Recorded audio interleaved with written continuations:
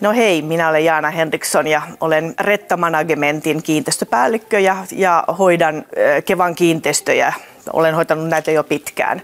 Eli minun tehtäväni kuuluu hallinnolliset työt, eli niin sanotut isännöitsijän työt ja myöskin sitten managerihommat, mitä pitää sisällään ihan kaikki maan ja taivaan välillä.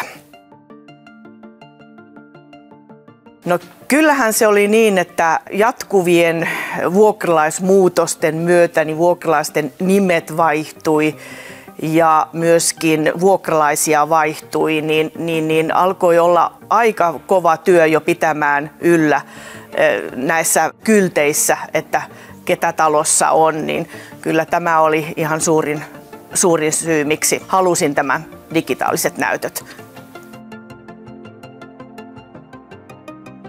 No, tällä hetkellä niin Sisaani tekee meille käytännössä vuokralaislistojen päivityksiä. Myöskin Aula tekee näitä, mutta auttaa niissä kohteissa, missä minulla ei ole apuna Aulaa.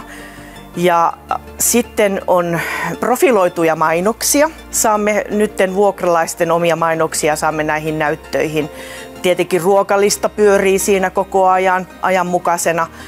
Ja myöskin olemme löytäneet keinon, esimerkiksi jos on vaikka tämmöisiä henkilöstöpäiviä, niin saamme sitten todella hyvän esitteet henkilöstölle näihin näyttöihin. Eli toiminta on hyvin monipuolista ja myöskin tietenkin vuokralaisportaalin tiedotteet tulevat koko ajan ajankohtaisesti sitten näytöille Falconin kautta.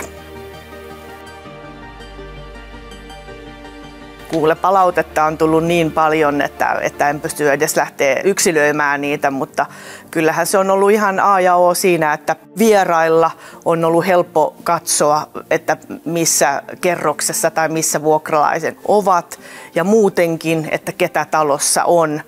Ja nyt kun meillä on kaikkea muutakin integroitu siihen samaan näyttöön, niin sehän tuo sitä suurta tietopakettia meille kaikille koko ajan tasaisesti.